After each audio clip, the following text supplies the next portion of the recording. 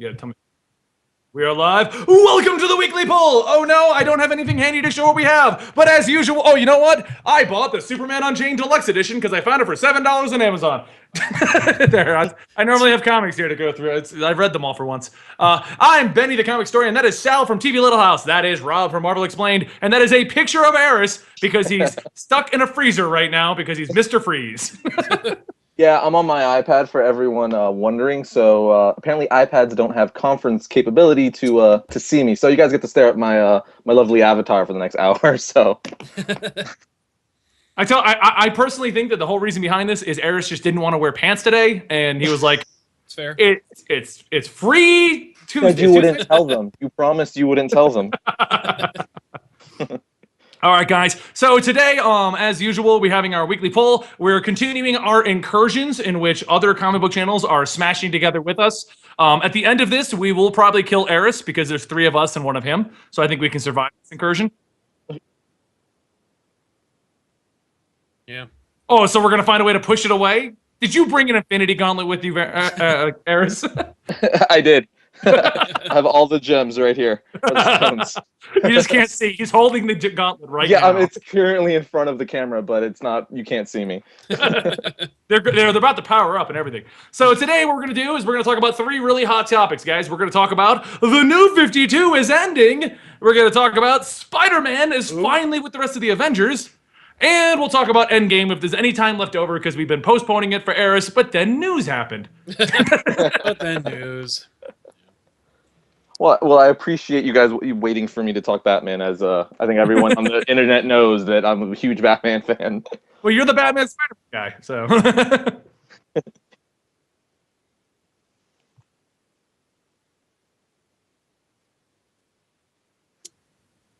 Yeah. Yeah, you're right. You know, great. they're like the new guys on the block. They're like they just got here. You guys heard about this Batman guy? I think he's gonna blow up. Yeah. Hear about this guy Batman's fly? big thing. Yeah, apparently he's allergic to green rocks. How weird is that? Oh, what a cool idea. Lame. Oh, have you guys heard about this new superhero, The Flash? He's a total Quicksilver ripoff.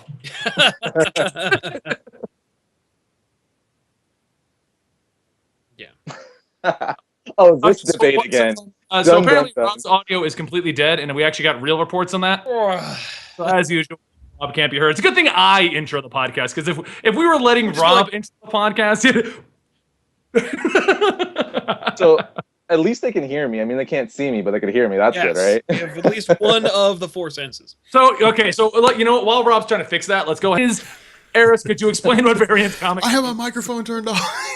I had the volume turned all the way down. I was recording some Destiny gameplay earlier, so Nice. yeah. Okay. So Rob's fixed it. So Eris, why don't you just fill us in real quick on a rundown of what Variant... I'm just going to say, Variant's like the father of all of us, but you can go ahead and explain that. The father. You all are my children. Variant is basically just a comic book channel on YouTube and Discovery Digital, which is basically just we talk about all things comics. So like I do like origin stuff, like history ofs, where I break down characters' history from their creation to their origin, yada yada, top 5s, top 10s. I review video games, movies, any latest news. Like I say in the show, I talk about all things comics. So if it's comic book related, I'll talk about it. And that's it in a nutshell. Nice. Like I said, I'm pretty sure everyone here knows who you are, but we'll just cover that base. Oh, shucks. So everyone's calling you Thanos, apparently. They're calling me Thanos? They're Thanos. I did say I had the Infinity Gauntlet. It's right here. You guys just can't see it. All right, guys. So why don't we start with the biggest news that everyone has blown up our Twitters about? Like, I even made the joke last night. Someone's like, hey, have you heard about Spider-Man? Like 6 hours after it happened. Yeah. I'm like, oh, you mean that news that he joined Hydra? Like, so why don't we start with that? And Eris, why don't you tell us your opinions on it? I know you just made the one shot, but let's explain it better. So.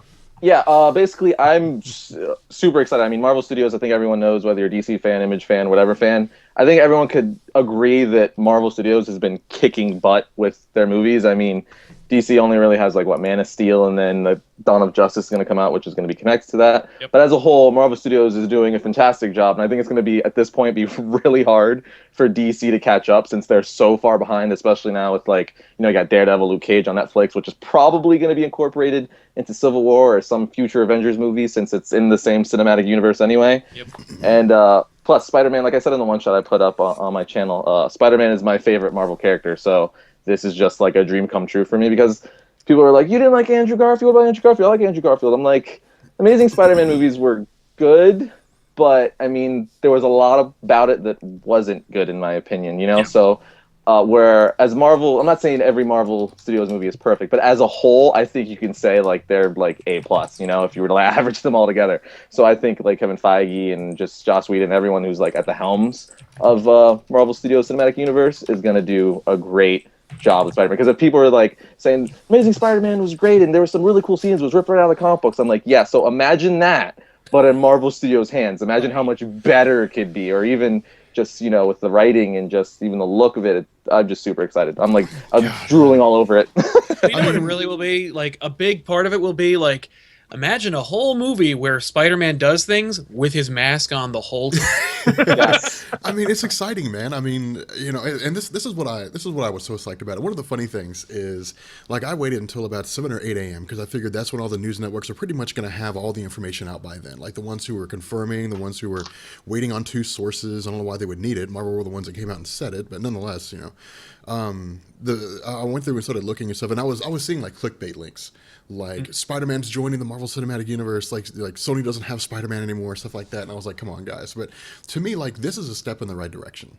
Yeah. I mean, even if Marvel only has a hand, even if Marvel is only helping to produce content for Spider-Man as part of Sony, and Spider-Man gets to appear in a Marvel Cinematic Universe film, I think we all know hands down it's going to be Civil War. Why wouldn't it be? Right. I mean, well, that was already the first rumor going around, that it would be the first real appearance would be Cap 3, and it's like, hey, conveniently that's Civil War, isn't it? Interestingly, apparently the Russo brothers dropped that hint like when they were after Winter Soldier dropped. They were like, we were writing this story, and we have room for a Marvel character we don't have the rights to that we want to use. And I remember being like, really? Like, so confident are you? Thank God. I mean, let's say, for example, the Russos knew this was going to happen. Let's say that like Kevin Feige came to him and said, look, guys, like, don't go out and say anything like that is concrete yet, but like, we'll have Spider-Man by the time Civil War comes around. If that was the case, I don't know how in God's name they managed to keep it secret. I'm amazed. You know what it was for me? Well, like, I feel like, because Amy Pascal was the content director of Sony, and she's the one who like brought Spider-Man into Sony in the first place.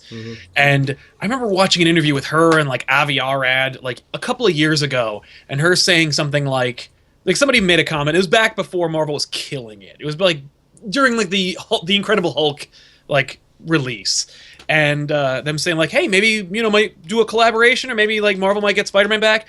And Amy Pascal gave a quote, something like, more or less, they will never get Spider-Man so long as I'm alive, because it's really the only thing she's ever done for Sony that like, because it's $1 billion franchise that she can single-handedly say like, it was mine, and I'll like, it's the only thing that she had to like tout. And so like, as you probably know, like, she departed Sony not a week ago, and literally a week later we get this information. And I want to say like the buzz over at Sony's Pictures was just like, well, bye, and they're like, so long, Amy, good luck on all your endeavors. Call Disney right now. we will make a deal. We will make it work. I can see that happening. They were having talks and they fell through. That was the rumor, and Sony said like, yeah, the old news, it fell apart. Yeah, because Amy said no, but now she's gone. So. Oh, dude, I had no doubt that was the case. I had no doubt that, especially like once the whole leak happened, and it was like, well, like, Sony wants to reboot Spider-Man again, and not even just Spider-Man fans, like, or not even comic book readers, like everybody in the world was just like, oh dear God, no. That Sony was just like, all right, guys, we got to do something. Yeah. Well, I mean, and they started panicking and freaking out. It's not like it's like, we're not in a situation where Spider-Man's been doing amazing for Sony and Sony's been getting such good press. Spider-Man hasn't been like the underperforming movie that everyone's talking about how amazing it is if only people would go watch it. Like been written on the wall since the first Amazing Spider-Man, and everyone's like, all right, we're gonna give you one more chance, Sony, one more chance. Well, it's amazing because like the Fix amount the of money, costume. the amount of money that Disney has, and the amount of like lawyer power they have, I feel like if Sinister Six came out, or if their female-driven leading Spider-Man character movie that they hadn't announced yet was released and it made like crap, I feel like Disney would have just been like, screw it, just use them, and then like have someone let them sue us. We'll just keep it going. We'll keep. We're Disney. We could pay anyone off. Yeah, and then or we'll just buy Sony. They'll just buy whatever. Sony. Could you imagine that one if we got that news? Sony wouldn't give up Spider-Man, so Disney bought them. I mean, that'd be like that. That sounds like They a can. Disney They bought move. Star Wars. They bought Yeah, Star Wars they for bought $1 Star billion. Wars. That's why, like, when that April Fool's page was going around and people were like Disney buys, or I guess Marvel buys the rights back to the X-Men for like $8 billion. I'm like, look, guys, this isn't impossible. Yeah, no, that's the thing. Like, and it was actually more than that. It was X-Men, Spider-Man, and something else. And I was like, and Fantastic Four, and I'm like, oh yeah. I'm like, yeah. That's Yep, Disney yeah, money. $8 billion. That sucks, but like, you know what? That sounds like real numbers that Disney would use. And that's what I want to see. I want to see like a meeting with Sony executives, and I want to see that like I don't even want to see Bob Iger show up there, or even if he does, like I want to see like this meeting. I want to see this meeting take place, and the people walk in and they say, "So what's it going to take to get Spider-Man back?" And they're like, "Well, I mean, we're kind of hesitant." So like he just breaks out a checkbook and he's like, "Give me a number." Yeah, sure. And the funny thing is, like, the deal they have, it's amazing how over a barrel Sony had been after Amazing Spider-Man 2, and yet the deal they have is so incredibly sweet because Sony gets final say and creative control of the character. Mm-hmm. Sony gets to distribute and earn the profits from the Spider-Man movies. So Disney gets to make them. Like, Disney gets to do all the work, and Sony gets to get money for not doing anything, for effectively screwing it up.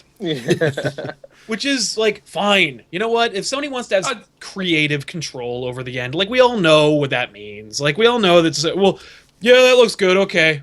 Yeah, that's exactly what it means. I was actually going to ask you guys that, because I've actually, ever since the initial stuff came out, I've heard 1,001 rumors, and I wanted to come into the weekly poll being a little kind of like undereducated as to the actual terms of the whole thing. So what is the actual terms to the Spider-Man thing? The actual terms of the whole Spider-Man thing is that Kevin Feige and Amy Pascal will be the creative team behind Spider-Man.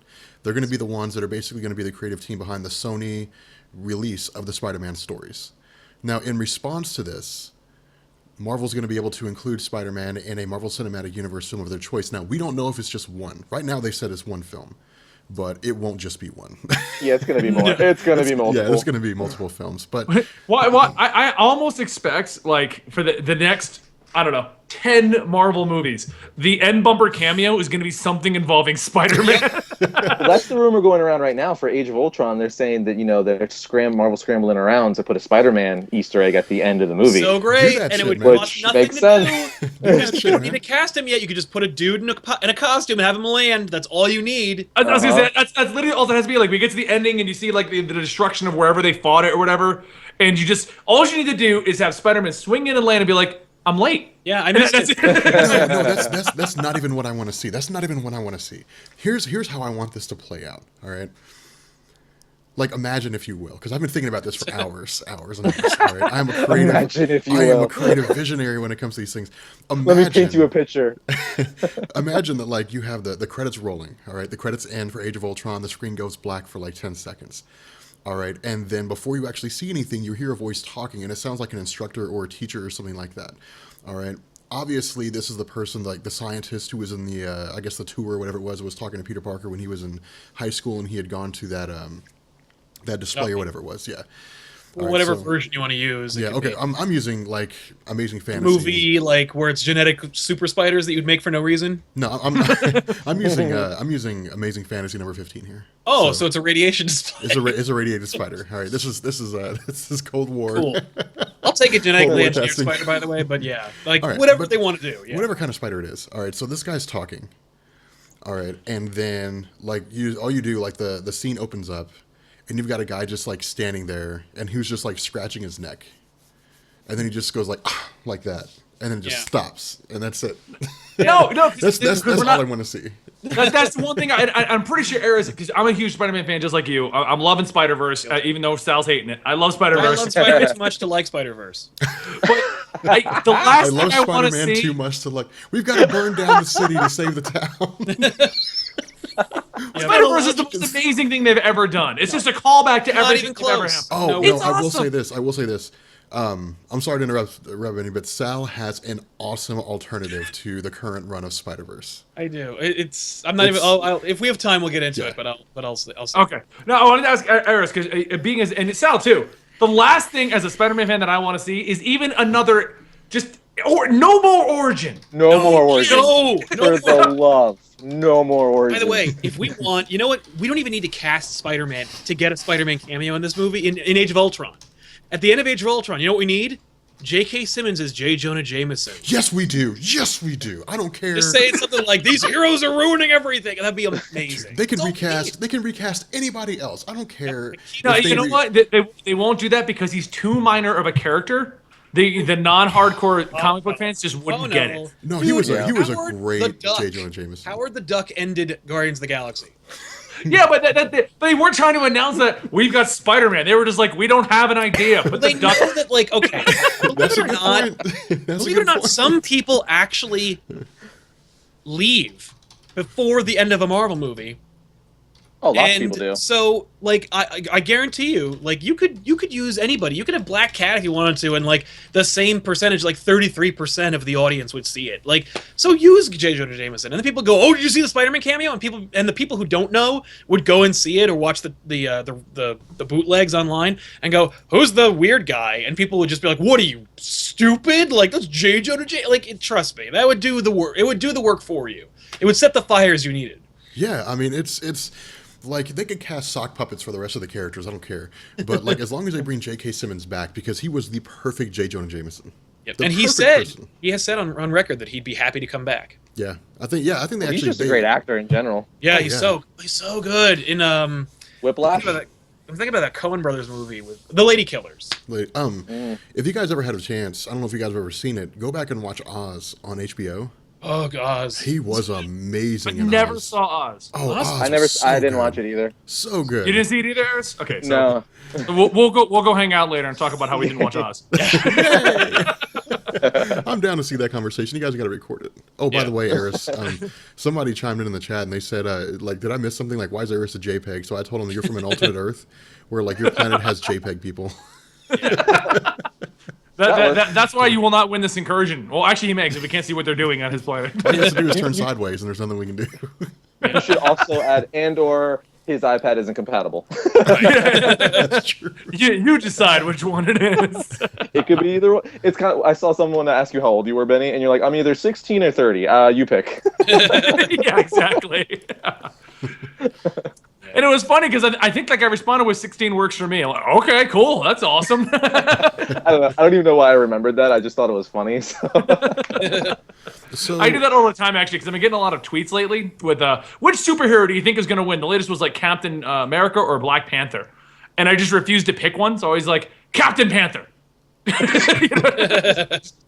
then the first guy was probably like, wait, who's that? No, I get it. Hold on. So. Black Panther is Captain America? Oh, no, it's Falcon, man. It's Falcon, yeah. Joking. Oh, okay. I was like, I really think Benny's joking here, but I just need to confirm. Yeah. You mean Falcon, right? All right, so obviously that's going on. The next, what I think is this is bigger news, but there's less to talk about with the Spider-Man thing. That's the problem because we don't even know if officially Civil War is going to be the movie. So I think everyone here can agree that we're. I just gotta say one thing though. Yeah. Well, I think they're going to scramble and put something in Age of Ultron. I think. Can you imagine Iron Spider suit on the big screen? Yes. Because if he is in Civil War, there's no way you have to use the suit at that point. I mean, you cannot put him in the Iron Spider suit. You know what? I remember when they launched it, and me and the most vocal of Spider-Man fans, I was like, okay, that looks okay. Most people were like, that sucks.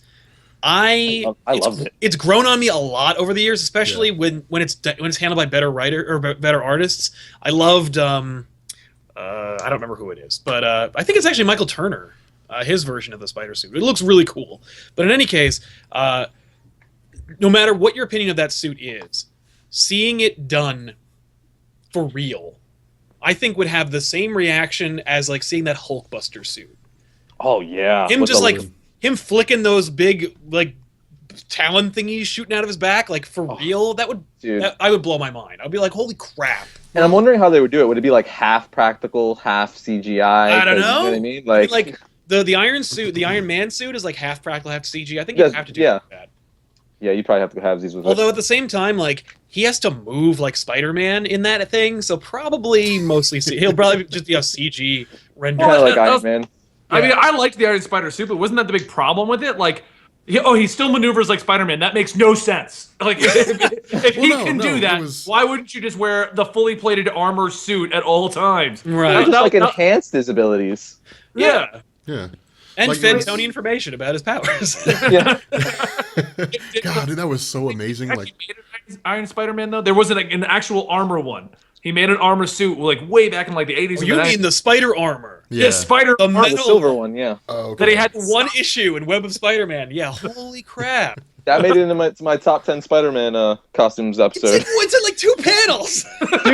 Dude, okay. Breaks it. Nope, because the cartoon from the 90s too, though. You remember when they had like that little crossover with That's Scarlet right. Spider and Ben Reilly? Where he's like I a Tony loved Stark it. character. That was cool. I Well, love yeah. that was actually the most developed of that suit ever. Where like Spider-Man's a jerk and he's like an industrialist. I like that a lot. Well, I think it's more so too. Like I even said it in the episode, like it was nostalgia because it was like in one issue for like a little bit, but they had actions figures for it, and I had all the action figures Yeah. when I was a kid. I was just like, it's a silver and black Spider-Man suit. It looks awesome, so I'm like, I'm gonna throw it in there. Yeah, I agree. It does look awesome. I mean, like they knew how awesome it was because it was on the cover and it was like holographic. Like they knew what they were doing. Well, the thing with that cover is honestly, I mean, the reason why it's only 2 panels, it's the same logic behind it's the same logic behind the Yellow Lantern Batman, where it just yeah? showed up like briefly just so they get a crap ton of toys out of it. Yep. Well, Yeah. see, here's a problem. Like, here's what I'm afraid of. All right, I know that like since Marvel has a creative control behind it, they're going to take it in a better direction because of like than what Sony did. Because here's what I think what Sony did. I think that like the Sony executives were like, who should we have for a villain as Spider-Man and like the Amazing Spider-Man? And someone's like, hold on, I'll double check. And they did a Google search, top 10 Spider-Man villains. Yeah, they found one of Eric's videos. Yeah, they found one of Harris's videos and they said Green Goblin. I was like, oh my God, really? Yeah. But like, what I'm afraid of is like people are going to go into this and they're going to think that it's going to be like a Marvel Cinematic Universe film. But more so than that, like once we actually get to like Spider-Man appearing in Civil War, if he appears with the Iron Spider suit, I think some people who don't know a lot about comics, especially about like Civil War, are going to get confused and they're going to be like, "Why does he look like Iron Man?" Oh Like, no, I don't they'll open understand. it with his regular suit.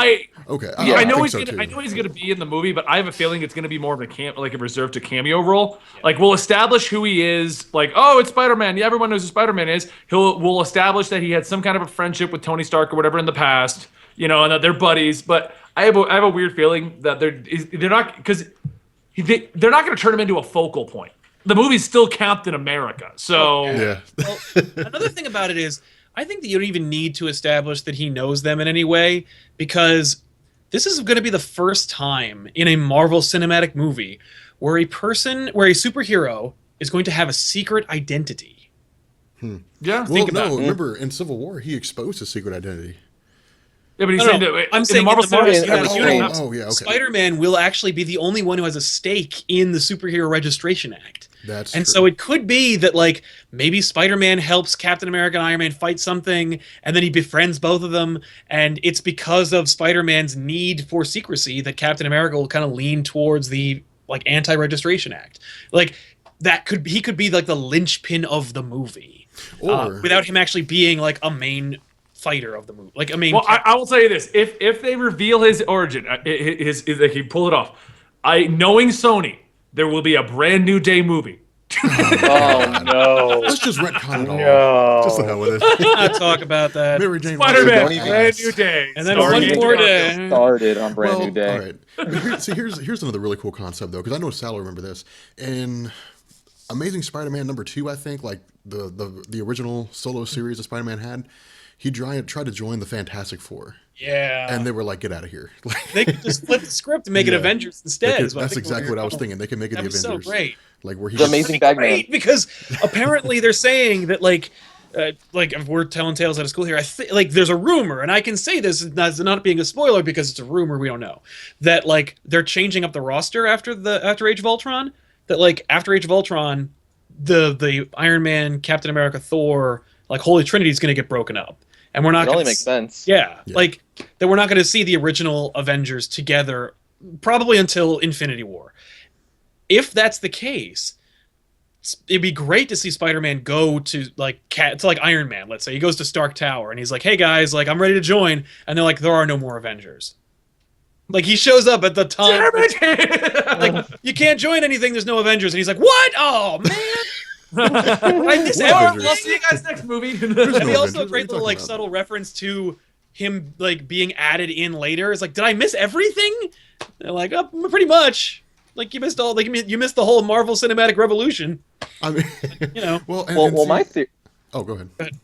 I was gonna say my theory is with the whole, the Netflix Marvel shows like Daredevil, Luke Cage, Jessica Jones, etc.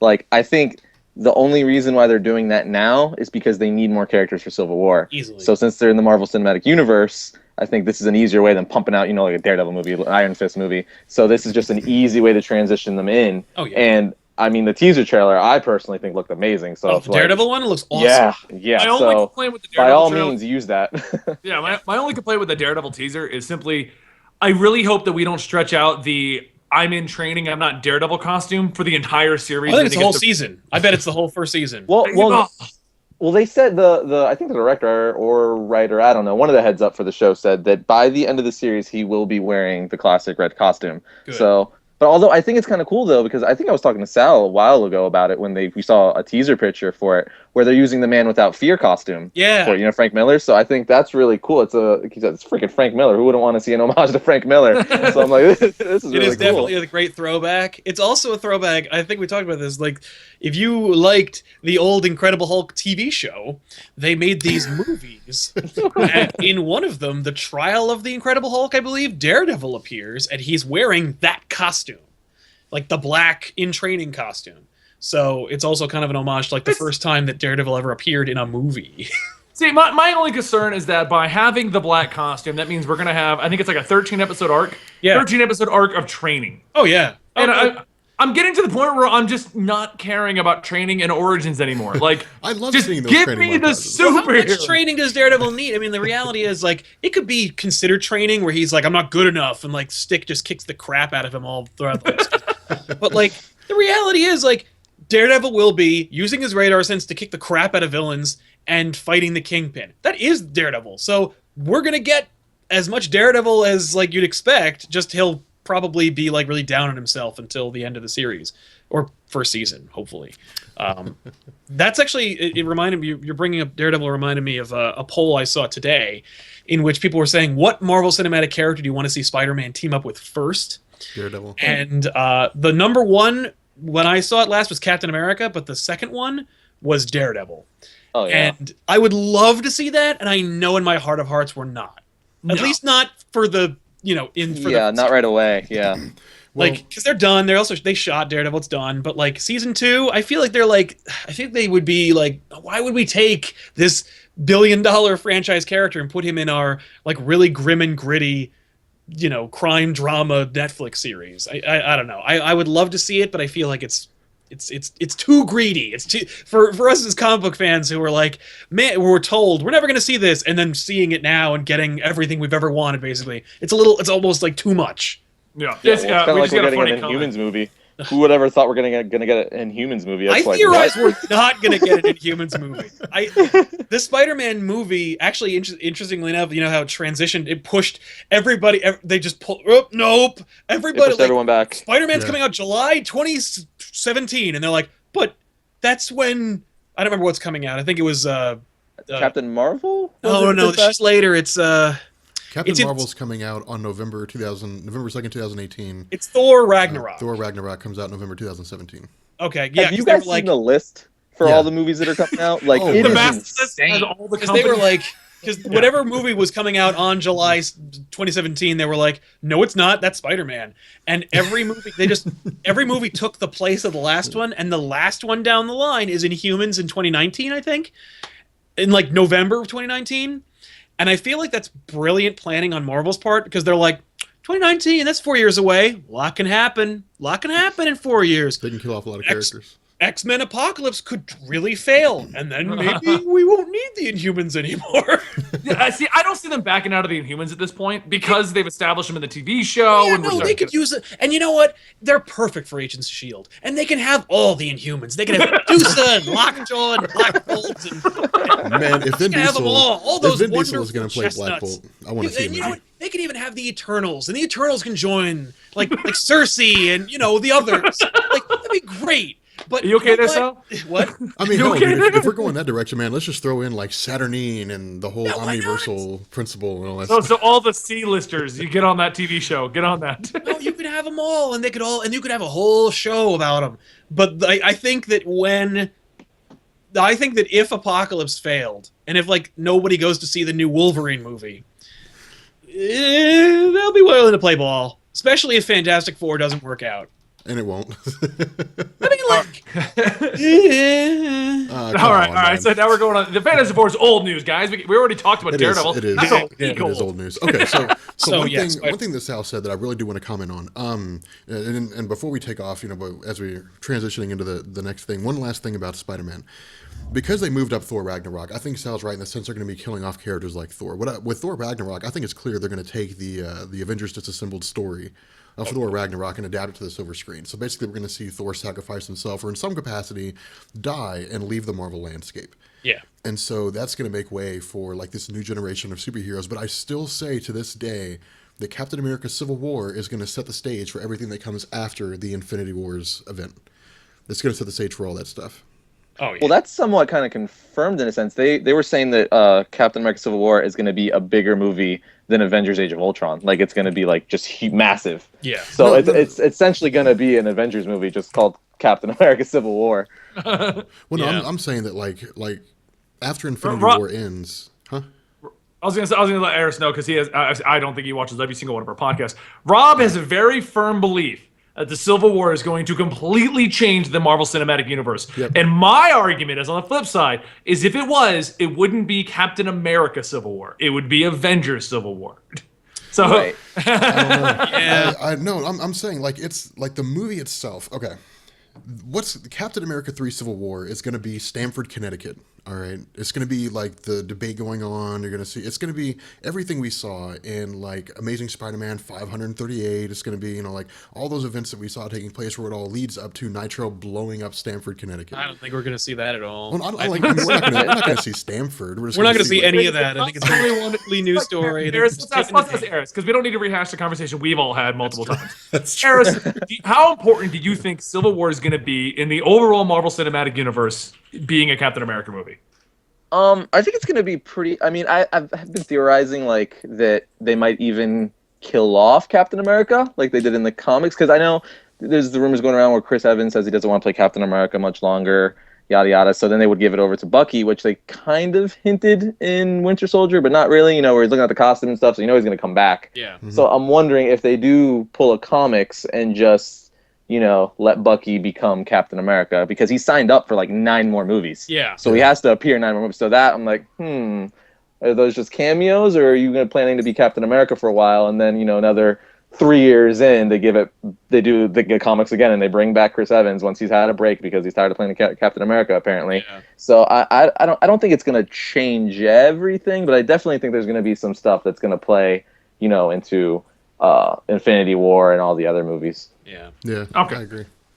The as far as because I want to touch on this real quick before we move on to the next topic, but the whole thing about them potentially getting rid of the main cast of the Avengers, I think that's simply put, you can't. Chris Evans and Tony and Robert Downey Jr. and all them, they can't be those guys forever. They're going to age in the comic books. They don't age, and I think honestly, this is going with how big. I think Guardians was a great test. Marvel's just going to start creating new superheroes, give them their like 5 to 10 years in the limelight, and then just rotate out a new cast. They're just going to keep doing that.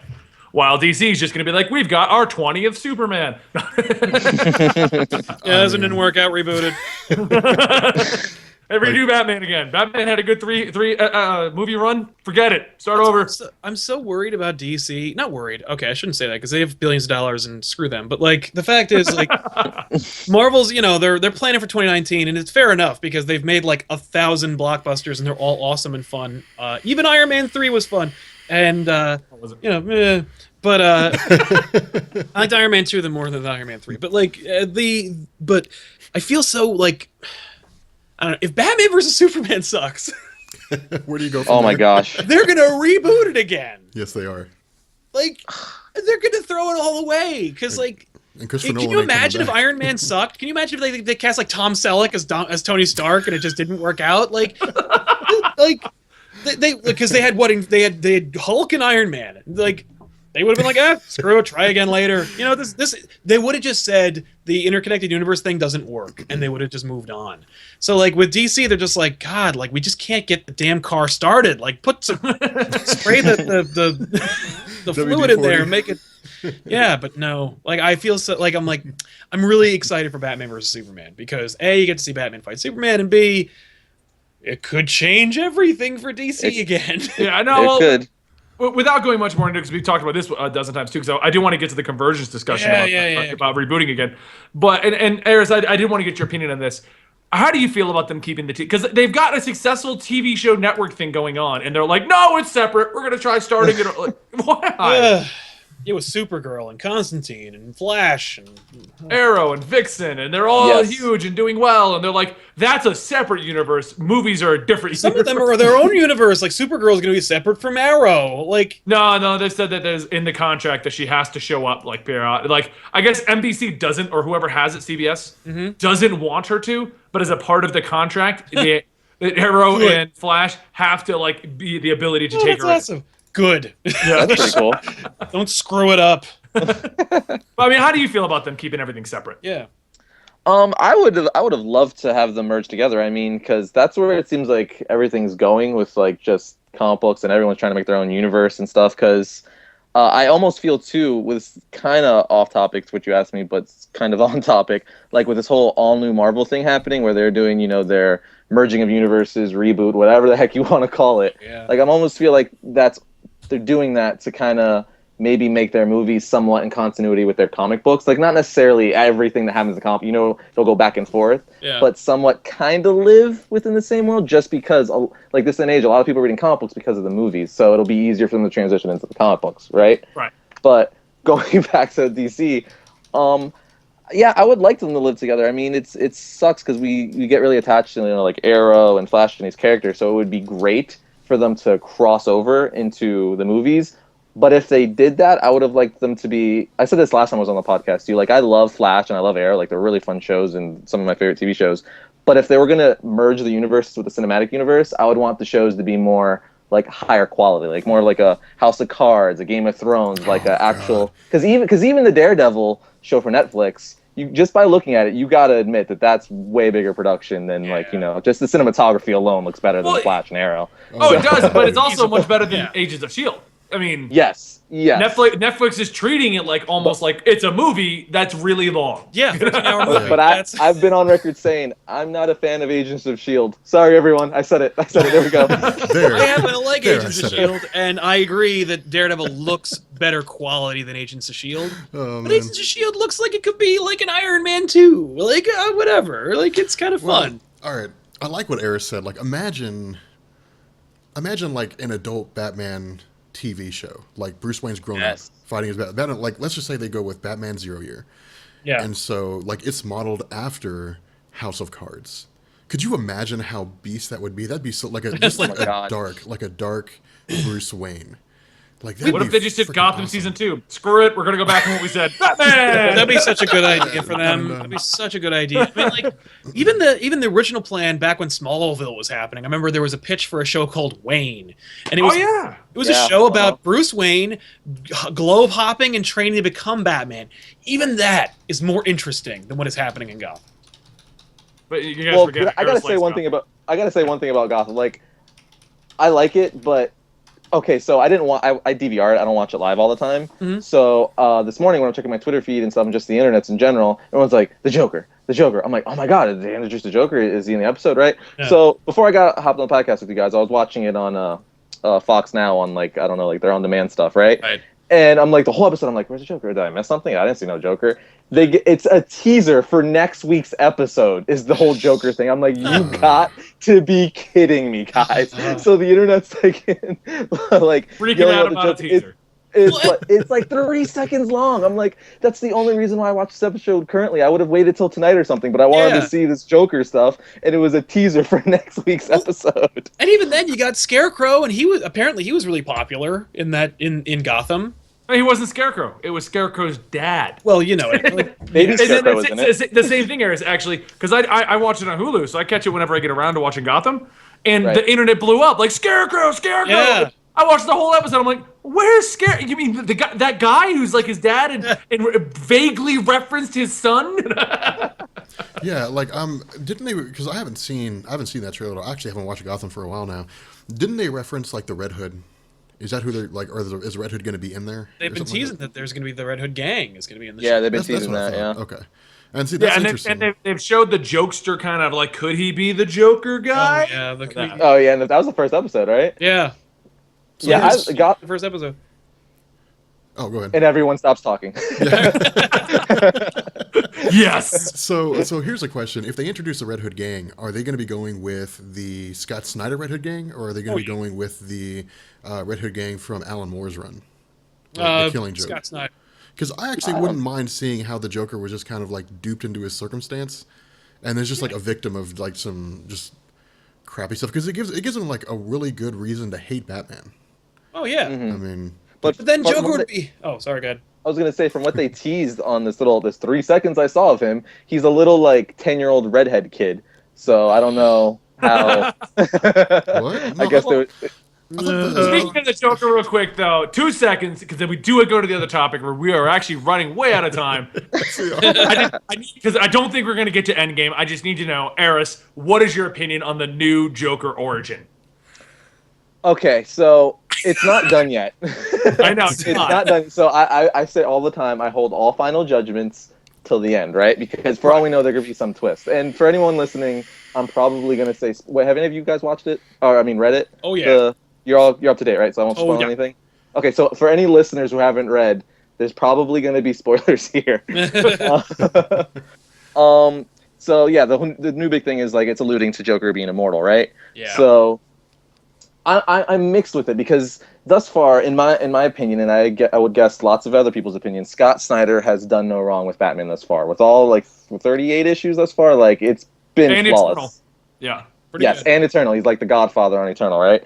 Yeah. So like he hasn't put out anything bad yet, and that's basically almost all his like Witches is great. The Wake was great. American, like all his stuff is great, right? I think everyone could agree with that. Yeah. So I like what he's doing, and I think it's really interesting, especially since it's a new take and it makes sense. But at the same time, if not executed right, I'm worried because it's weird to have like he's immortal, you know what I mean? Like, because then you're pulling like a whole like Joker's Ra's al Ghul, essentially, which they kind of alluded to a little bit, you know, with in the last issue where they're talking about the Lazarus pits and all this stuff, and he's been around forever, and he's in all the pictures and whatnot. Yeah, they're basically stating that the stuff that is the Lazarus pit is in his spine. Yeah, exactly. So that could be cool, though. I mean, if he's responsible, because he is like the villain for Batman, right? Yeah. So if the stuff in the Lazarus pit is in him, then that basically means he's kind of responsible for some of the Batman's other greatest villains. You know what I mean? So he is like the root of evil for Batman, which, you know, could be really cool, but at the same time, it could be, really? The Joker's eternal? Why does it gotta be eternal? You know what I mean? And not only that, but like, if you look at like Snyder's run, he has dealt with immortality throughout the whole series, and like his first bad guy was the Court of Owls, who we've established like predate Batman and like are Gotham. Such a cool Well, idea. they even show up with the Jonah Hex storyline. Like they're by the from way. Gotham, yeah. Yeah, so, fantastic idea, great execution.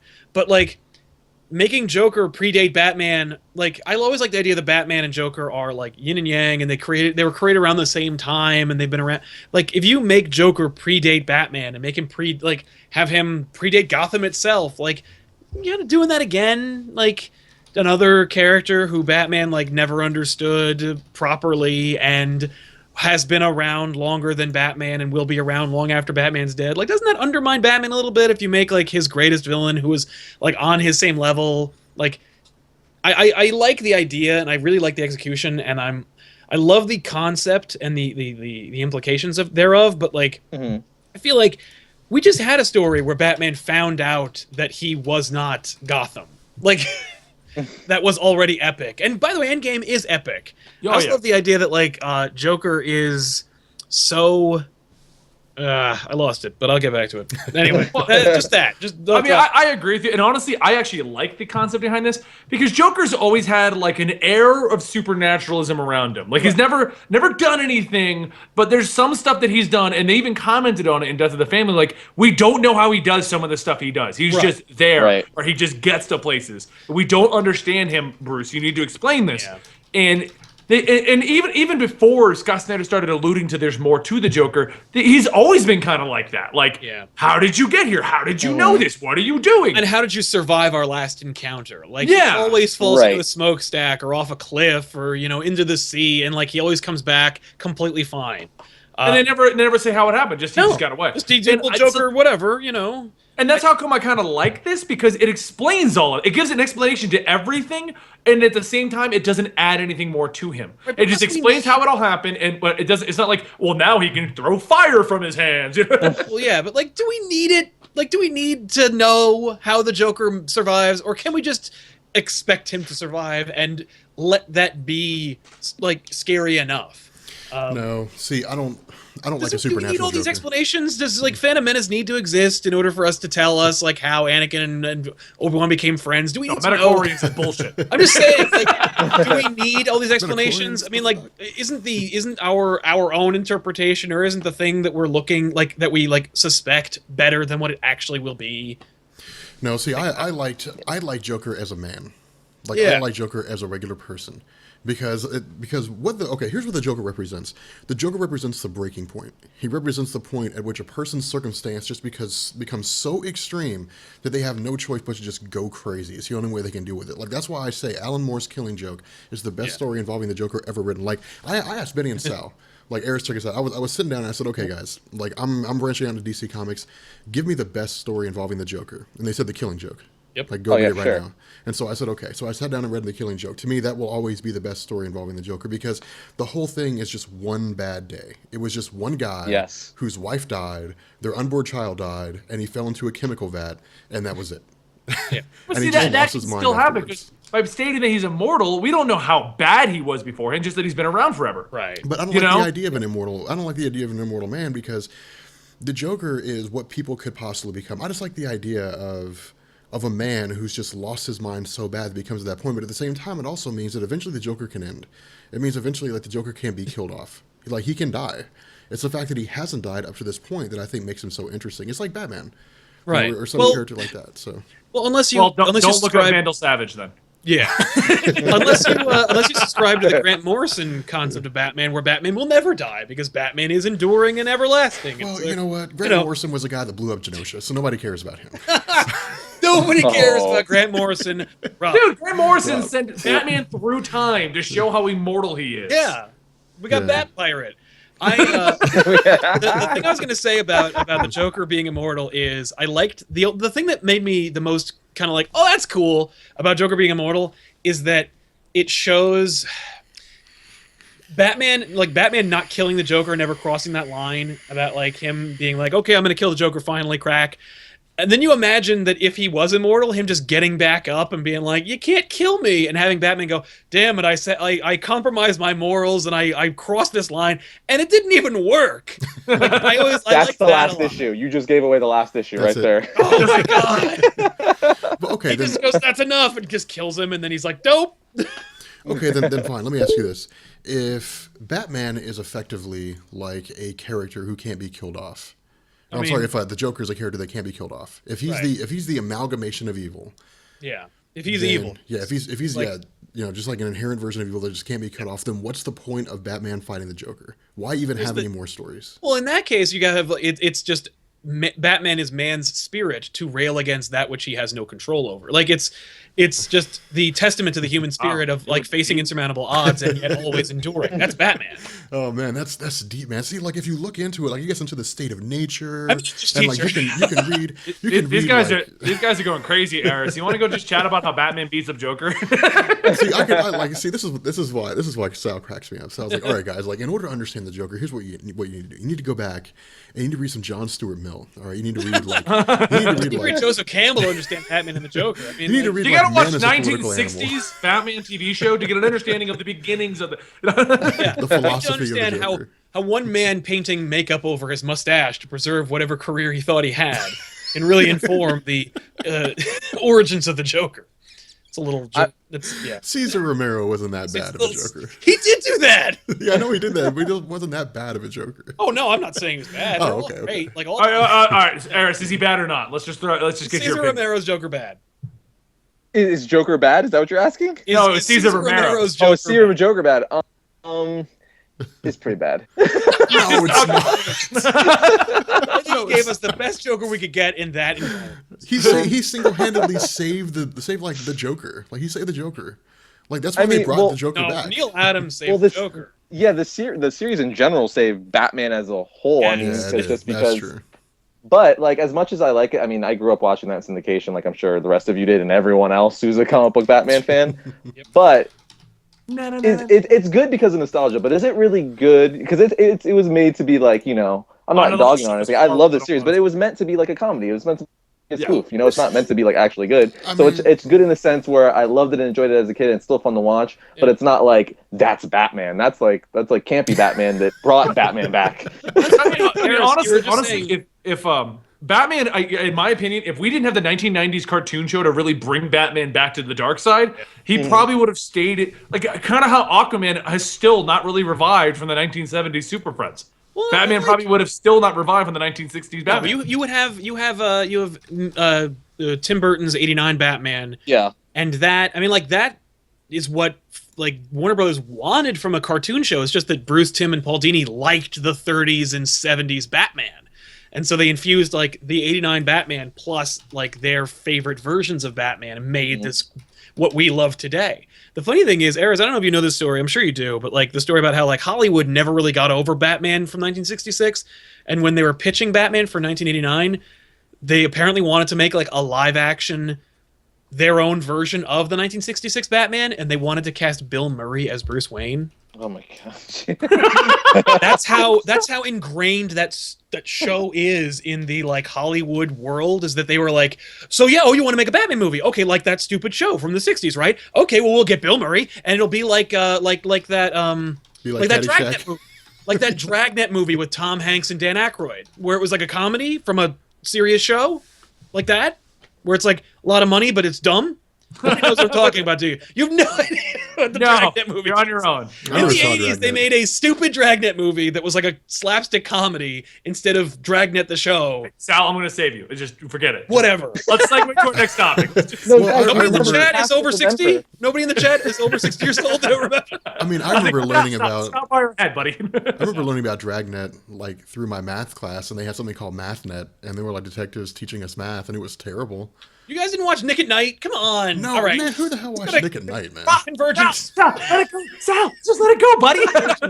Let's talk about the universe. All right, so anyway, let's talk about the big announcement everyone's freaking out about. I know I've gotten a whole bunch of tweets. I'm pretty sure Eris, because he's a DC fan also, has gotten a bunch. But that DC is ending the New 52. Dun, dun, dun. Oh, Done no.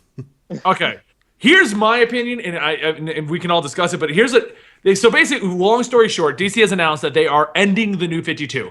They are going to relaunch, like, I think it's like 20 to 25 new books, and they're going to have 21 continuing books. What people are freaking out saying is ending the New 52. They're not rebooting anything from what I'm seeing. From what I'm seeing is DC has realized this isn't new, and we don't have 52 of these anymore. Yeah, I mean, essentially what it seems like is they're keeping like 25 books. I think 25 or 24 is what they said they're going to keep, right?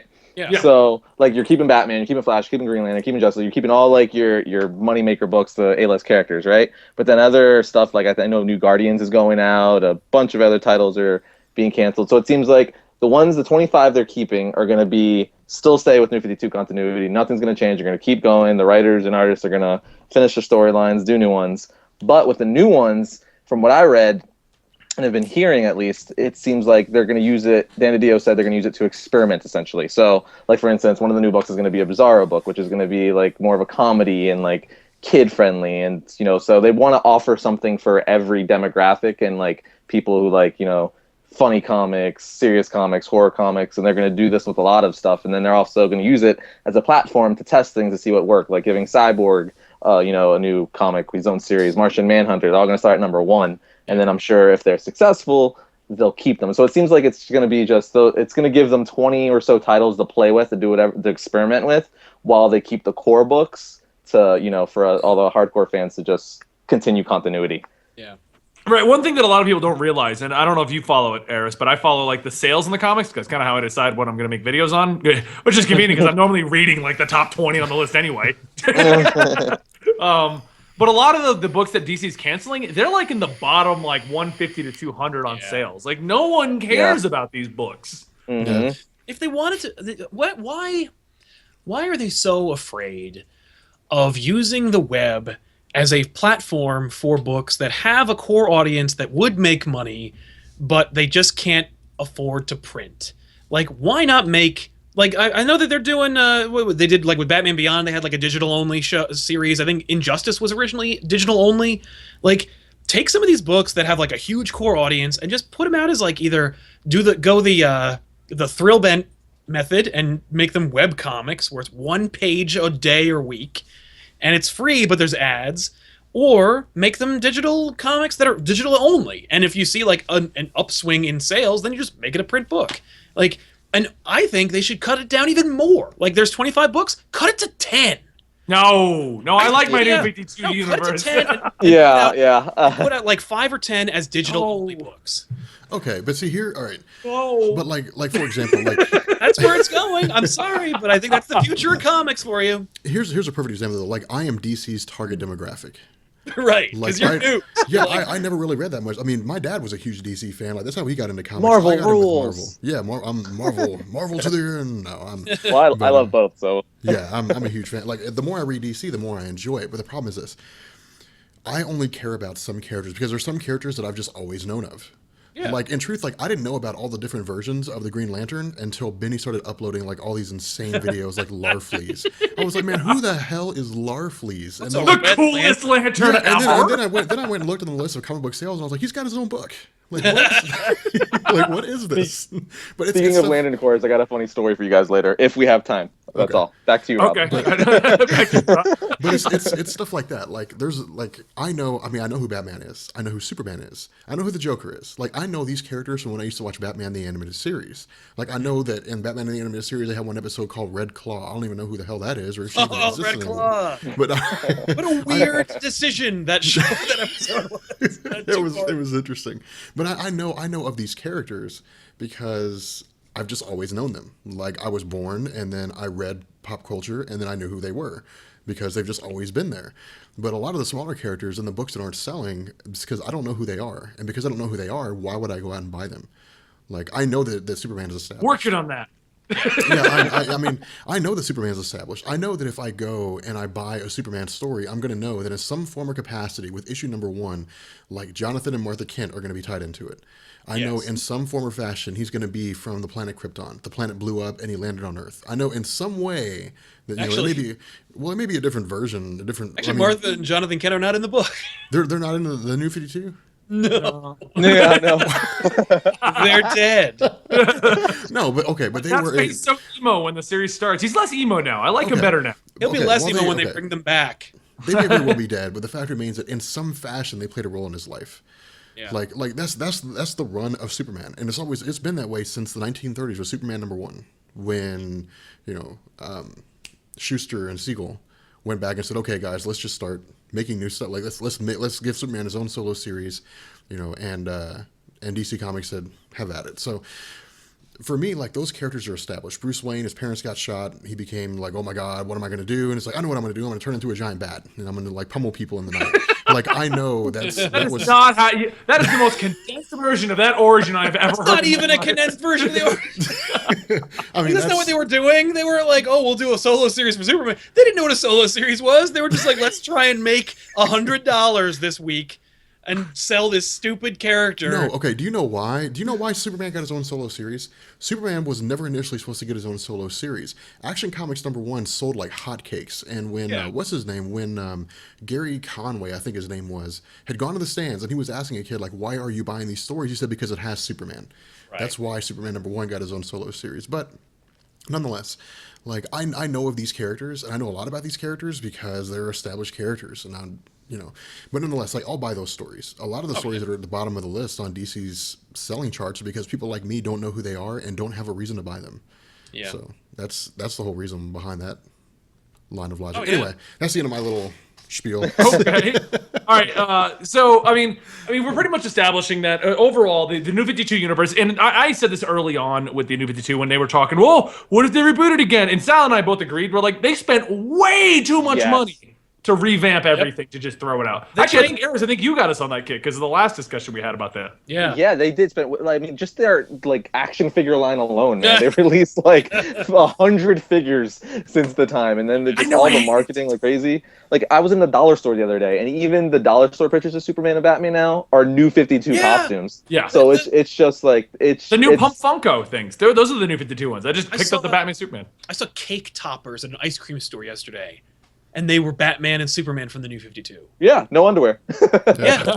Cake toppers. That's always the. You know what's funny? That is the way we know if it's New 52 or Pre 52. If they have their underwear out on the outside. They have their wrestling suits on the outside.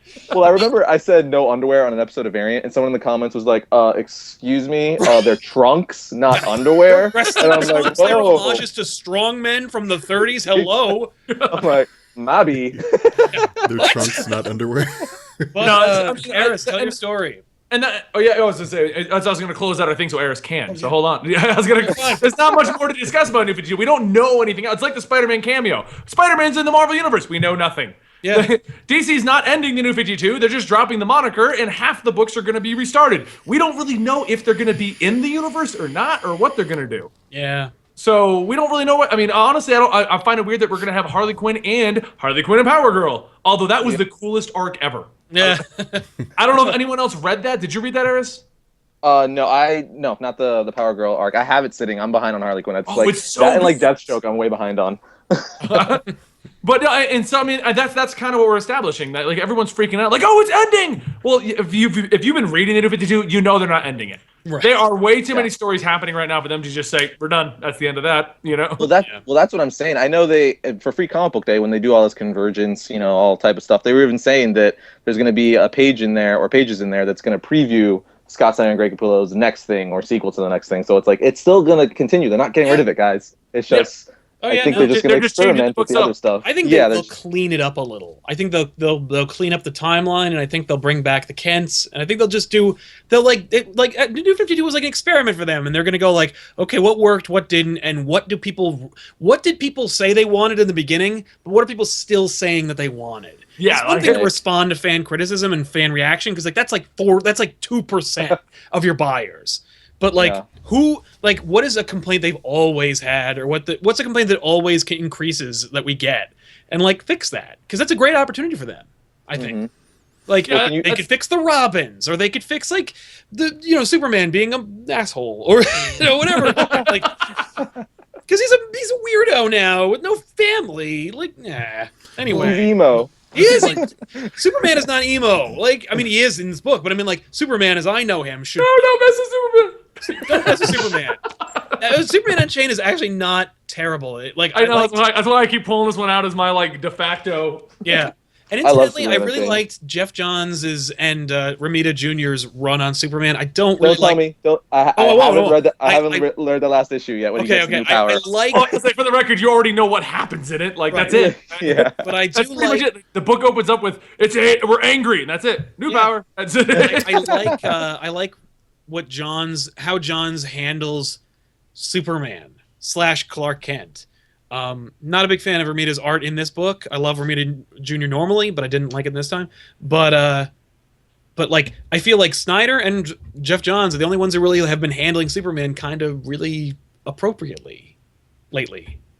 Like, I don't know. This is me. But Well, anyway, like we're saying, just like the Spider-Man thing, we don't have very much information. Yeah, so exactly. I actually did manage to work in the whole Joker origin thing with Eris. So Eris, since we're coming to the end, because we do normally wrap this up about an hour and a half in, and I think we're coming to we got about 20 minutes still left. What's your story? Well, you guys were mentioning the Green Lantern Corps, and this past weekend recently went to a Fan Days Comic-Con in Irving, Texas, or Dallas, Texas, right? Anyway, they had Stephen Amell was there. They had Diggle from Arrow and Merlin from Arrow. So they had like some of the big casts from Arrow, right? Nice. So they had a panel. So I'm in the panel and I'm listening to them, and a fan comes up and asks, he's like, if you could be in any Lantern Corps, what corps would you be in? And Stephen Amell's kind of like, he clearly on his face, he doesn't know what the Lantern Corps are, right? Which he said prior. He did say, he goes, look, I like comic books, but I'm more of, from the cinematic universe and TV shows. I read Arrow because that's my character and I enjoy it, but I don't really read other comic books. So he said that like 20 minutes prior, so everyone knows, fair right? enough. He's an actor anyway, right? So, so he asked him this, and then he didn't know. So the guy asked him the question, goes, come on, you're DC, you should know this. And the whole crowd kind of goes, ooh. And you see this face, like, on Stephen Amell's face, like, you little. But he can't, he can't really say anything, right? So. And 3 times your size, don't mess with me. For real. But he does go, but then he goes, I'm going to say beige just to make you mad. And then everyone goes, oh. And then he's like, I got one more question. He's like, okay, shoot. And he's like, if you could be any villain, who would you be? And he's like, Ra's al Ghul. And then the kid goes, why? Previously, just so everyone knows, he answered this question also like 10 minutes earlier. Oh. So Stephen Amell goes, well, if you were paying attention, you would have heard. And then the whole audience goes, oh. Nice. And then like it kind of got awkward. So like he's like, I'm just kidding. Yeah, Ra's al Ghul. Yay. Wow. And that was my little story, guys. Yay. Hope you enjoyed. I thought we were going to applaud. Oh, well. Oh, are we? I mean, we can applaud, yeah. Yay. There we go. Yes. That's how we do it here at the Weekly Pull. We do a late applause. We keep it classy, folks. We keep it classy. That's right. But so, go ahead, no, it's fun. Go ahead. I was just gonna segue into the next thing. So what Yeah, do yeah, we got? that's fine. Go ahead. I don't have anything. I was gonna segue in the next thing. So. Just talk, man. Damn it, just Why talk. don't we just segue stuff at this point? I'm Let's going do to that. segue the next thing. Yeah, So what do please, you guys Iris, think take of it the away. Power Festivals? Eris, what's next? It's like, That would have helped if we gave that would have helped if we gave Eris like the plan. Like, yeah. He's like, Eris okay, segued. jeez. Well, we're gonna talk about. All right, you guys. So, actually, I wanted to go over one last thing though, real quick with it. I wanted to, since we have the time here, why don't we discuss the Daredevil thing? Because that's the most recent thing before all of this stuff. Oh, the show? Well, So, Looks good. I'm sorry, man. I mean, you just no, stopped go on, abruptly, wait, and talk. I don't know. Why don't you just talk, bro? Why don't you just do it? Watch 3 men implode. Just having a total breakdown. Obviously, this Daredevil is going to follow Frank Miller, but what I want to see is I want to just even if it's only in the first 20 minutes or when he first like takes on the role of Daredevil, I want to see the classic Stan Lee, Jack Kirby, yellow, red, and black outfit because I think it just kind of be a cool homage to the original Daredevil, the way they wrote his character. And then once he's like, okay, this comic, you could say this outfit's stupid, and then actually go to the actual the black or I guess the red Daredevil costume, but I think one of the coolest things about this, one of the things I loved the most about Frank Miller's run on Daredevil was just how much he changed the character, about how he made a more dynamic, more sinister, a darker character. And I'm really hoping that's what they bring to the table with this whole thing on Netflix. And it looks like it's going to be that way. Yeah. That it's going to be really dark. So I'm curious. Looks sweet. That's all I have to say about it. Looks awesome. Okay, you guys It does look really good. I am openly not a Daredevil fan. So can someone explain to me how a guy who's supposed to be creeping around in the night, beating people up, is doing it in yellow? I don't is there a reason that he chose the yellow? The original Daredevil. He doesn't know it's yellow. The original, he does. The original Daredevil made his costume yellow from Stan Lee and Jack Kirby. It was yellow and black because it was modeled after his father's boxing costume. Black was yellow and red. Yeah, Black, Yellow, and Red. He was originally, his father is, see, this is why Frank Miller is so important. The way it was originally written by Stan Lee and Jack Kirby, Daredevil was a guy who was brought up by his father, who was a former boxer and so on, and he taught him good morals and stuff like that, but his father got in a bad way, they got broke.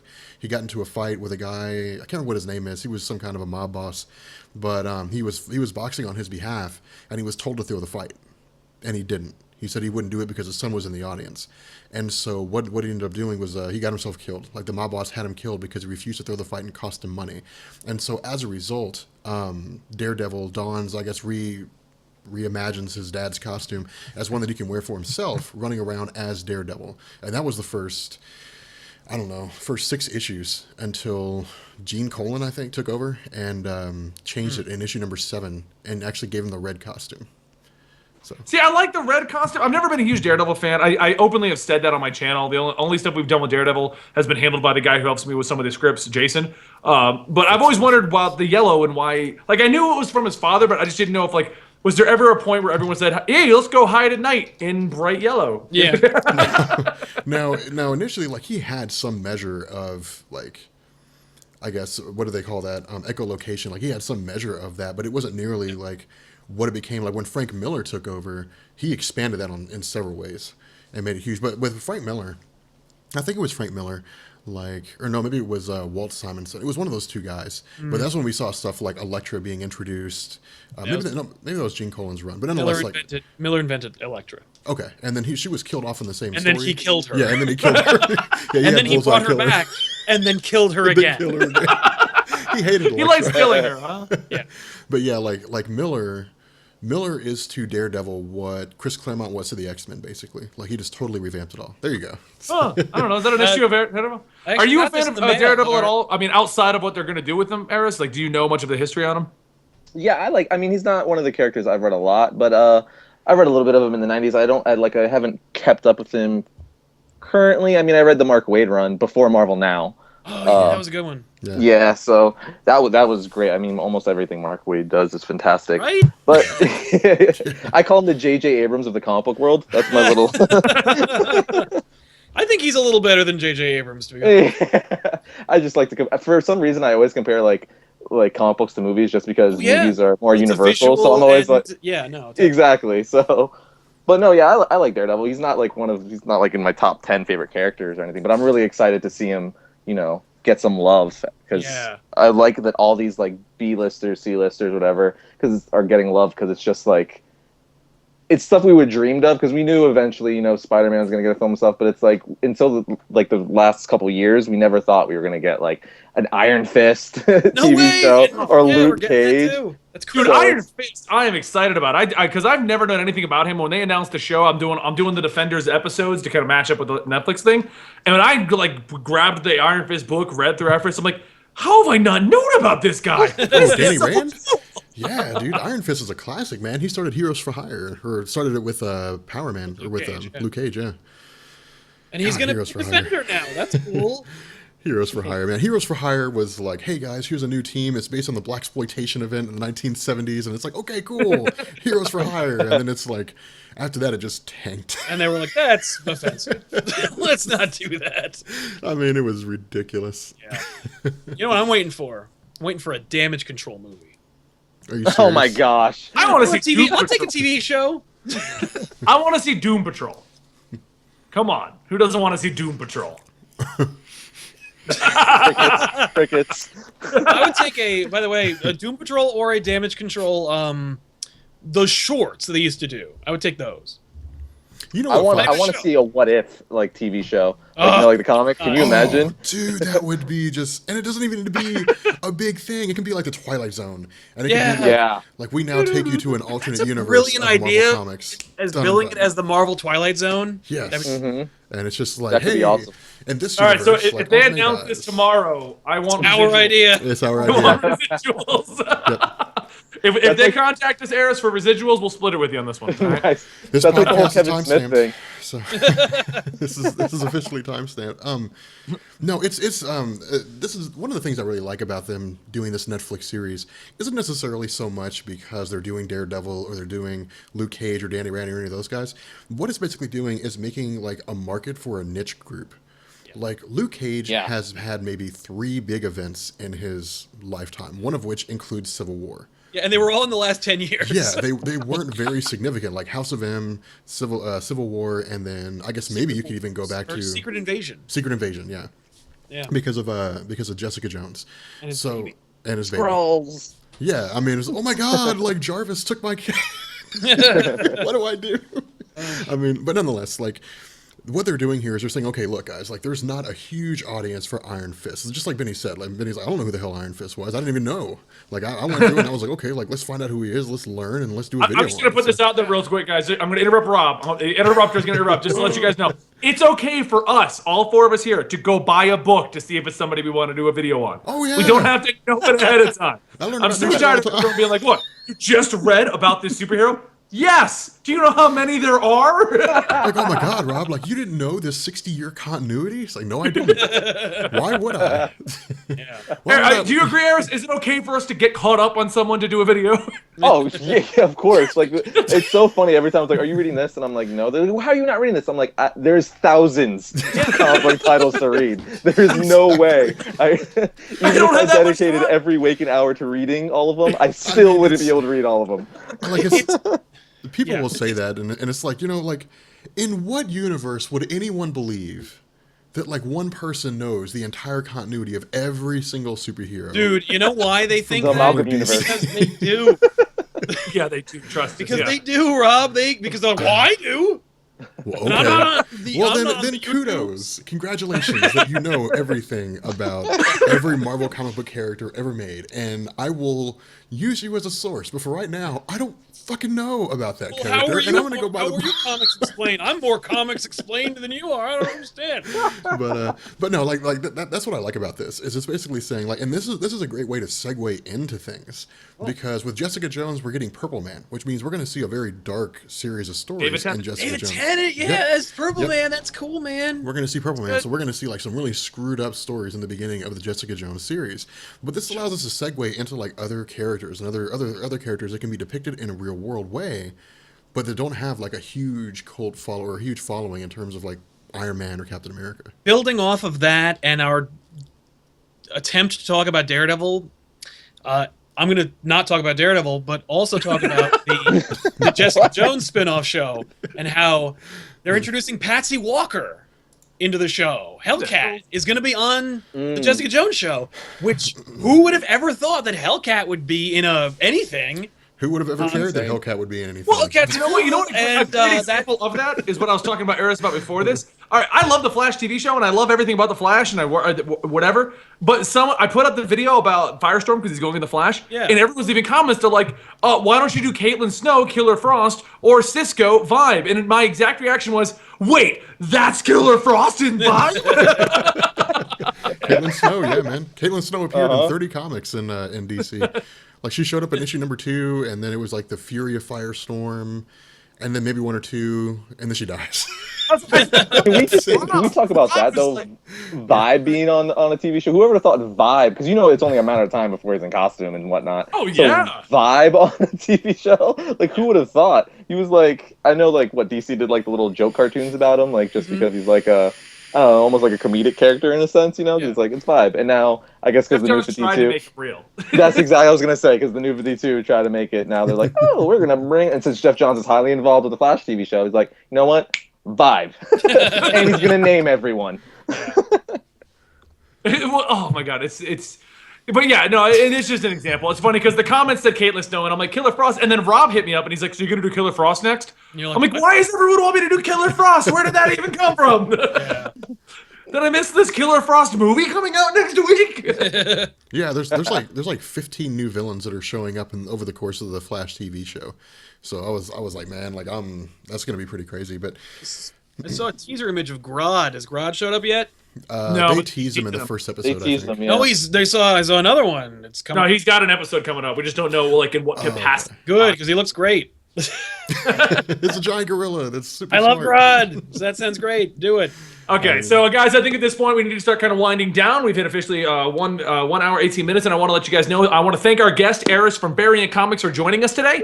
If you guys are the one person who lived under a rock and who don't know who Variant is, he's pretty much the father of all comic book channels on YouTube. He does a very high quality show. It comes out every Wednesday. He also does one shots that pop up across the course of the week when he has to do something important.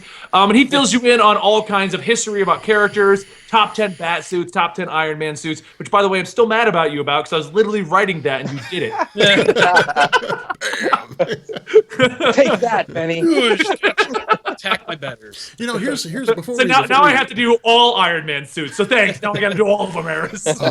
before we Good bounce luck. off here, like here's one question I have about Gorilla Grodd. This may seem like a silly question. Wait, can I finish plugging his channel? Can I Oh, finish? I thought you were done. I'm sorry. Go ahead. My God, man. Anyway, Eris does great stuff. Go check him out at Variant Comics. I think he's the largest comic book channel out of all of us. So, but he does every Wednesday is a new show. Which I mean, I don't know. Maybe you want to give them a teaser, Eris, about tomorrow's show. Tomorrow is actually going to be the history of the Speed Force. I did that. the people asked, and I had to give it to them. They wanted the history of the Speed Force, which is, and like Flash is. I say all the time, like people are like, everyone's your favorite character, Eris. I'm like, I've been reading comics for like more than 20 years, so I have a lot of favorite characters. Yeah. So I think you're not only allowed to have one. I'm like, oh, this is my favorite, and they're like, oh, I thought you said the Flash is your favorite. Well, so is Green Lantern and Spider-Man and Batman. Yeah, anyway, but for yeah. those of you guys who are like typing challenged or whatever it is, or don't like to type for some reason, I don't understand why you wouldn't, because everybody's typing in the chat. The link to Eris's channel is down in the description. So all you have to do is move your mouse down and then go to the link and then press the mouse button to click it, and then that will take you to his channel. I'm there right now. 400,000 subscribers. Are you kidding me? My God, man! Get the hell out of here! Madness. So yeah, everyone go check out Variant. We really do appreciate him being on here. Now, Rob, what did you got to say about Grodd before I talk about the weeklypull.net? So here's something I always wondered about Gorilla Grodd. So Gorilla Grodd, being the super smart guy that he is, the super smart monkey, has he ever like? And this might be a silly question. Has he ever like thrown his poo at people?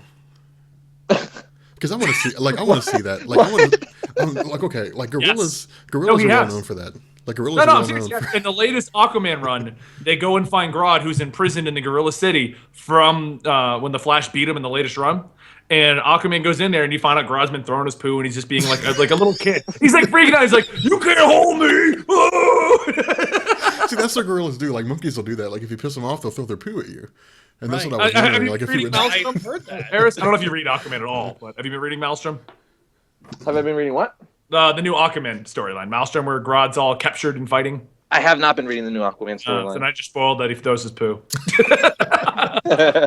I was just No, curious. yeah. Whenever he does things that are gorilla based, it's normally the excuse of, well, he's just throwing a Grodd tantrum kind of a situation. Like, you can't hold me, I'm a Grodd, you know. Let me tell you something. I'm not a gorilla. So far, the best incarnation of Grodd, and I think this also rivals the comics, is Justice League Unlimited.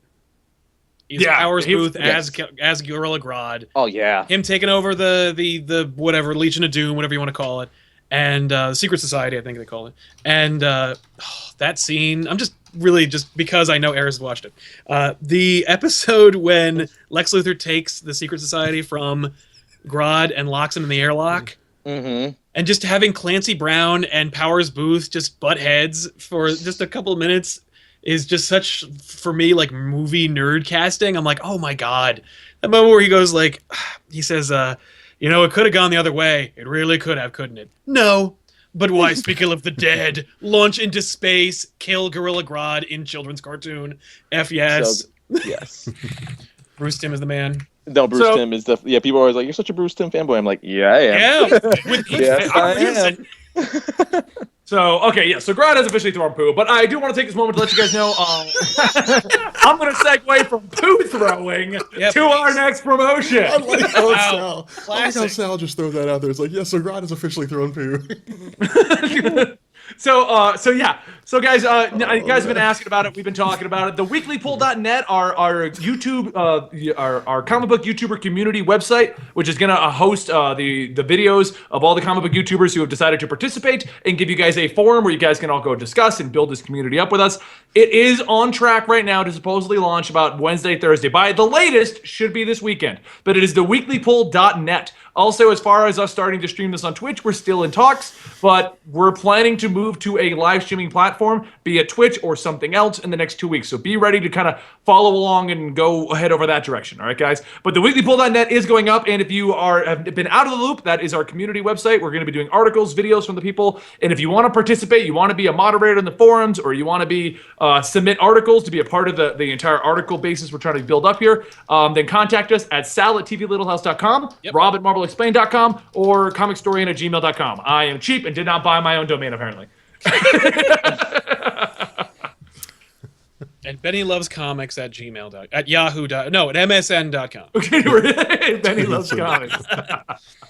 So thank you, everybody. Do we have anything else we got to say? Do you want to say anything on your way out, Eris?